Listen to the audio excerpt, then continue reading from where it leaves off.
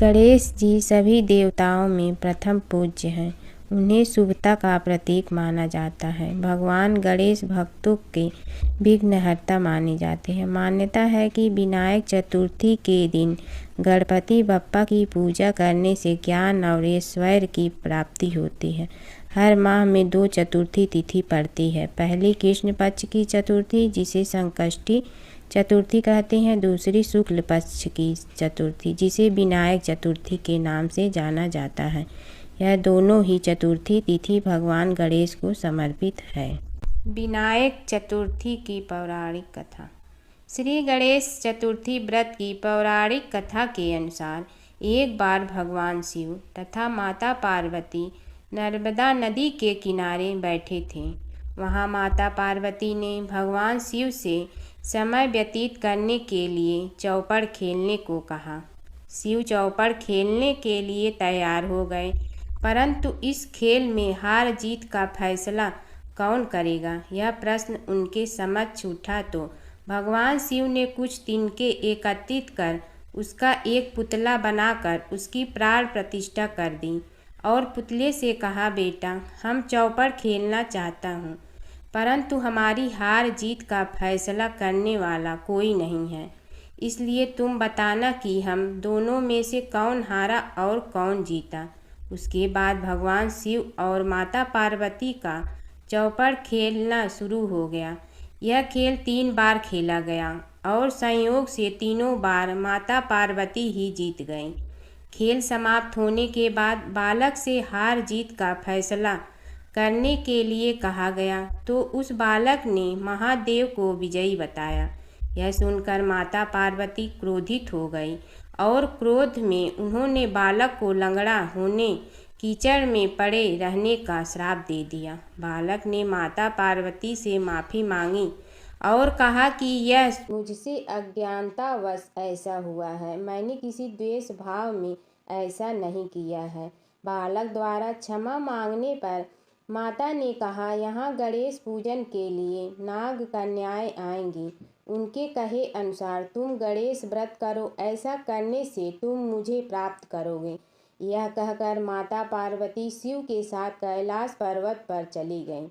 1 वर्ष के बाद उस स्थान पर नाग कन्याएं आईं। तब नाग कन्याओं से श्री गणेश के व्रत की विधि मालूम करने पर उस बालक ने 21 दिन लगातार गणेश जी का व्रत किया। उसकी श्रद्धा से गणेश जी प्रसन्न हुए। उन्होंने बालक को मनोवांछित फल मांगने के लिए कहा। उस पर उस बालक ने कहा, हे विनायक, मुझ में इतनी शक्ति दीजिए कि मैं अपने पैरों से चलकर अपने माता पिता के साथ कैलाश पर्वत पर पहुंच सकूं और वे यह देख प्रसन्न हों। तब बालक को वरदान देकर श्री गणेश अंतर्ध्यान हो गए। इसके बाद वह बालक कैलाश पर्वत पर पहुंच गया और कैलाश पर्वत पर पहुंचने की अपनी कथा उसने भगवान शिव को सुनाई। चौपड़ वाले दिन से माता पार्वती शिव जी से विमुख हो गई थी, अतः देवी के रुष्ट होने पर भगवान शिव ने भी बालक के बताए अनुसार 21 दिनों तक श्री गणेश का व्रत किया। इस व्रत के प्रभाव से माता पार्वती के मन से भगवान शिव के लिए जो नाराजगी थी वह समाप्त हो गई। तब यह व्रत विधि भगवान शंकर ने माता पार्वती को बताई। यह सुनकर माता पार्वती के मन में भी अपने पुत्र कार्तिकेय से मिलने की इच्छा जागृत हुई। तब माता पार्वती ने भी 21 दिन तक श्री गणेश का व्रत किया तथा दूर्वा फूल और लड्डुओं से गणेश जी का पूजन अर्चन किया। व्रत के 21वें दिन कार्तिकेय स्वयं माता पार्वती जी से आ मिले। उस दिन से श्री गणेश चतुर्थी का यह व्रत समस्त मनोकामनाओं की पूर्ति करने वाला व्रत माना जाता है।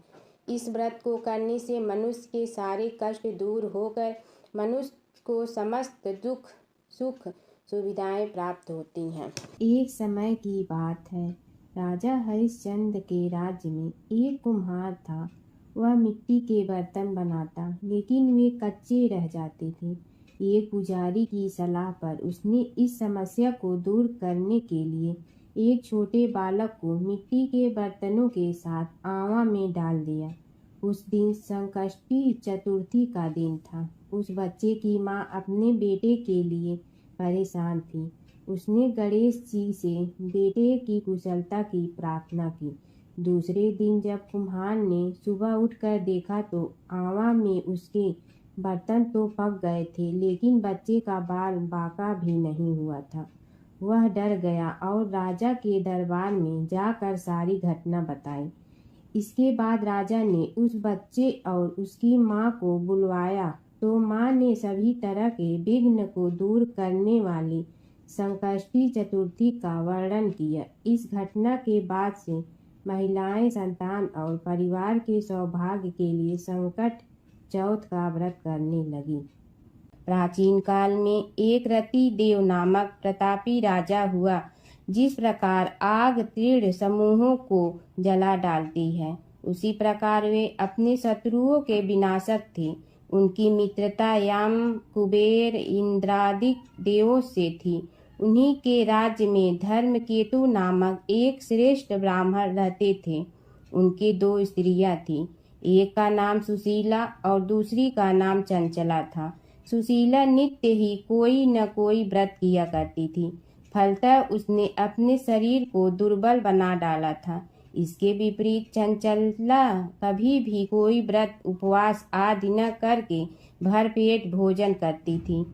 इधर सुशीला को सुंदर लक्षणों वाली एक कन्या हुई और उधर चंचला को पुत्र रत्न की प्राप्ति हुई। यह देखकर चंचला बारंबार सुशीला को ताना देने लगी। अरे सुशीला, तूने इतना व्रत उपवास करके शरीर को जर्जर बना डाला, फिर भी एक किसकाय कन्या को जन्म दिया। मुझे देख, मैं कभी व्रतादि के चक्कर में न पड़कर हष्ट पुष्ट बनी हूँ और वैसे ही बालक को भी जन्म दिया हूँ। अपनी सौत का व्यंग बाण सुशीला के हृदय में चुभने लगा। वह पतिव्रता विधिवत गणेश जी की उपासना करने लगी। जब सुशीला ने भक्ति भाव से संकट नाशक गणेश चतुर्थी का व्रत किया तो रात्रि में वरदायक गणेश जी ने उसे दर्शन दिया। श्री गणेश जी ने कहा, हे सुशीले, तेरी आराधना से हम अत्यधिक संतुष्ट हूँ। मैं तुम्हें वरदान दे रहा हूँ कि तेरी कन्या के मुख से निरंतर मोती और मूंगा प्रवाहित होते रहेंगे। हे कल्याणी, इससे तुझे सदा प्रसन्नता रहेगी। हे सुशीले, तुझे वेद शास्त्र वेता एक पुत्र भी उत्पन्न होगा। इस प्रकार का वरदान देकर गणेश जी वहीं अंतर ध्यान हो गए। वरदान प्राप्ति के फलस्वरूप उस कन्या के मुंह से सदैव मोती और मूंगा झड़ने लगा। कुछ दिनों के बाद सुशीला को एक पुत्र उत्पन्न हुआ। तदंतर धर्मकेतु का स्वर्गवास हो गया। उसकी मृत्यु के अंतर चंचला घर का सारा धन लेकर दूसरे घर में जाकर रहने लगी, परंतु सुशीला पति गृह में रहकर ही पुत्र और पुत्री का पालन पोषण करने लगी। उस कन्या के मुंह से मोती मूंगा गिरने के फलस्वरूप सुशीला के पास अल्प समय में ही बहुत सा धन एकत्रित हो गया। इस कारण चंचला उसे ईर्ष्या करने लगी। एक दिन हत्या करने के उद्देश्य से चंचला ने सुशीला की कन्या को कुएं में ढकेल दिया। उस कुएं में गणेश जी ने उसकी रक्षा की और वह बालिका सकुशल अपनी माता के पास लौट आई। उस बालिका की जीवित देखकर चंचला का मन उद्विग्न हो उठा। वह सोचने लगी कि जिसकी रक्षा ईश्वर करता है उसे कौन मार सकता है। इधर सुशीला अपनी पुत्री को पुनः प्राप्त कर प्रसन्न हो गई। पुत्री को छाती से लगाकर उसने कहा, श्री गणेश जी ने तुझे पुनः जीवन दिया है। अनाथों के नाथ गणेश जी ही हैं। चंचला आकर उसके पैरों में नतमस्तक हुई। उसे देखकर सुशीला के आश्चर्य का ठिकाना न रहा। चंचला हाथ जोड़कर कहने लगी, हे बहन सुशीला, मैं बहुत ही पापीन और दुष्ट हूँ। आप मेरे अपराधों को क्षमा कीजिए। आप दयावती हैं। आपने दोनों कुलों का उद्धार कर दिया। जिसका रक्षक देवता होता है उसका मानव क्या बिगाड़ सकता। जो लोग संतों एवं सत्पुरुषों का दोष देखते हैं वे अपनी करनी से स्वयं नाश हो प्राप्त होते हैं। इसके बाद चंचला ने भी उस कष्ट निवारक पुण्यदायक संकट नाशक गणेश जी के व्रत को किया। श्री गणेश जी के अनुग्रह से परस्पर उन दोनों में प्रेम भाव स्थापित हो गया। जिस पर गणेश जी की कृपा होती है उसके शत्रु भी मित्र बन जाते हैं। सुशीला के द्वारा संकट नाहक गणेश चतुर्थी व्रत किए जाने के कारण ही उसकी सौत चंचला का हृदय परिवर्तन हो गया। श्री गणेश जी कहते हैं कि हे देवी, पूर्व काल का पूरा वृतांत आपको सुना दिया। इस लोक में इससे श्रेष्ठ विघ्न विनाशक कोई दूसरा व्रत नहीं है। श्री कृष्ण जी कहते हैं कि हे धर्मराज, आप भी विधि पूर्वक गणेश जी का व्रत कीजिए। इसके करने से आपके शत्रुओं का नाश होगा तथा अष्ट सिद्धियों और नवनिधियों आपके सामने करबद्ध होकर खड़ी रहेंगी। हे धर्मपरायण युधिष्ठिर, आप अपने भाइयों, धर्मपत्नी और माता के सहित इस व्रत को कीजिए। इससे थोड़े समय में ही आप अपने राज्य को प्राप्त कर लेंगे। दूसरी कथा। एक समय की बात है कि विष्णु भगवान का विवाह लक्ष्मी जी के साथ निश्चित हो गया। विवाह की तैयारी होने लगी। सभी देवताओं को निमंत्रण भेजे गए, परंतु गणेश जी को निमंत्रण नहीं दिया। कारण जो भी रहा हो, अब भगवान विष्णु की बारात जाने का समय आ गया। सभी देवता अपनी पत्नियों के साथ विवाह समारोह में आए। उन सब ने देखा कि गणेश जी कहीं दिखाई नहीं दे रहे हैं। तब वे आपस में चर्चा करने लगे कि क्या गणेश जी को कोई न्योता नहीं दिया है या स्वयं गणेश जी ही नहीं आए हैं। सभी को इस बात पर आश्चर्य होने लगा। तभी सब ने विचार किया कि विष्णु भगवान से ही इसका कारण पूछा जाए। विष्णु भगवान से पूछने पर उन्होंने कहा कि हमने गणेश जी के पिता भोलेनाथ महादेव को न्योता भेजा है। यदि गणेश जी अपने पिता के साथ आना चाहते हैं तो आ जाते। अलग से न्योता देने की कोई आवश्यकता भी नहीं थी। दूसरी बात यह है कि उनको 1.25 मन मूंग, 1.25 मन चावल, 1.25 मन घी और 1.25 मन लड्डू का भोजन दिन भर में चाहिए। यदि गणेश जी नहीं आएंगे तो कोई बात नहीं। दूसरे के घर जाकर इतना सारा खाना पीना अच्छा भी नहीं लगता। इतनी वार्ता कर ही रहे थे कि किसी एक ने सुझाव दिया, यदि गणेश जी आ भी जाए तो उनके द्वारपाल बनाकर बैठा देंगे कि आप घर की याद रखना। आप तो चूहे पर बैठकर धीरे धीरे चलोगे तो बारात से बहुत पीछे रह जाओगे। यह सुझाव भी सबको पसंद आ गया तो विष्णु भगवान ने भी अपनी सहमति दे दी। होना क्या था कि इतने में गणेश जी वहां आ पहुंचे और उन्हें समझा बुझाकर घर की रखवाली करने बैठा दिया गया। बारात चल रही थी, तब नारद जी ने देखा कि गणेश जी तो दरवाजे पर ही बैठे हुए हैं। तो वे गणेश जी के पास गए और रुकने का कारण पूछा। गणेश जी कहने लगे कि विष्णु भगवान ने मेरा बहुत अपमान किया है। नारद जी ने कहने लगे कि अपनी मूसक देना को आगे भेज दे तो वह रास्ता खोद देगी, जिससे उनके वाहन धरती में धंस जाएंगे। तब आपको सम्मान पूर्वक बुलाना पड़ेगा। अब तो गणेश जी ने अपनी मूसक सेना जल्दी से आगे भेज दी और सेना ने जमीन पोली कर दी। जब बारात वहां से निकली तो रथों के पहिए धरती में धंस गए। लाख कोशिश करे परंतु पहिए नहीं निकले। सभी ने अपने अपने उपाय किए परंतु पहिए तो नहीं निकले, बल्कि जगह जगह से टूट गए। किसी की समझ में नहीं आ रहा था कि अब क्या किया जाए। तब तो नारद जी ने कहा, आप लोगों ने गणेश जी का अपमान करके अच्छा नहीं किया। यदि उन्हें मना कर लाया जाए तो आपका कार्य सिद्ध हो सकता है और यह संकट टल सकता है। शंकर भगवान ने अपने दूत नंदी को भेजा और वे गणेश जी को लेकर आए। गणेश जी का आदर सम्मान के साथ पूजन किया। तब कहीं रथ के पहिए निकले। अब रथ के पहिए निकल के परंतु टूट फूट गए तो उन्हें सुधारे गए। पास के खेत में खाती काम कर रहा था, उसे बुलाया गया। खाती अपना कार्य करने के पहले श्री गणेशाय नमः कहकर गणेश जी की वंदना मन ही मन करने लगा। देखते ही देखते खाती ने सभी पहियों को ठीक कर दिया।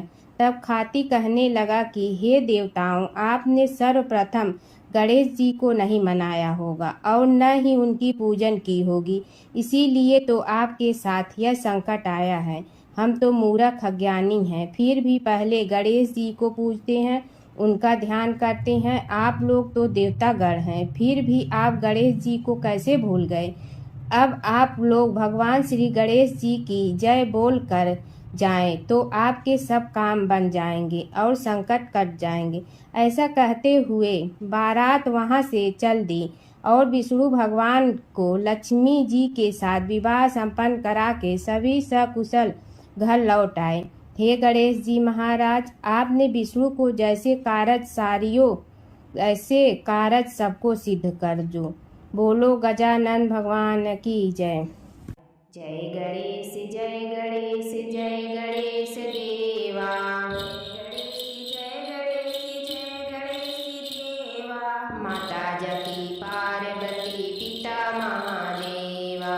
माता जकी पार्वती पिता महादेवा। एक दंत दयावंत चार भुजाधारी। एक दंत दयावंत चार भुजाधारी। मस्तक सिंदूर सोहे मूस की सवारी। मस्तक सिंदूर सोहे मूस की सवारी। जय गणेश जय गणेश जय गणेश देवा। जय गणेश जय गणेश जय गणेश देवा।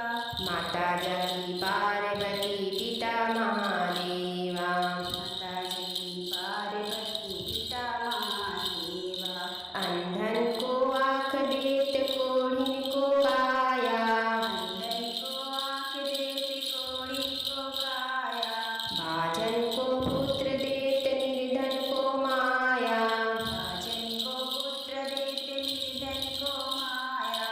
जय गणेश जय गणेश जय गणेश देवा। जय गणेश जय गणेश देवा। माता जकी पार्वती पिता महादेवा। माता जकी पार्वती पिता महादेवा। हार चढ़े फूल चढ़े और चढ़े मेवा। हार चढ़े फूल चढ़े और चढ़े मेवा। लड्डुअन का भोग लगे संत करे सेवा। लड्डुअन का भोग लगे संत करे सेवा। जय गणेश जय गणेश जय गणेश देवा। जय गणेश जय गणेश जय गणेश देवा। माता जकी पार्वती पिता महादेवा। माता जकी पार्वती पिता महादेवा। दीनन की लाज रखो शंभु सुतवारी। दीनन की लाज रखो शंभु सुतवारी। कामना को पूरा करो जग बलिहारी। कामना को पूरा करो जग बलिहारी। जय गणेश जय गणेश जय गणेश देवा। जय गणेश जय गणेश जय गणेश देवा। माता जकी पार्वती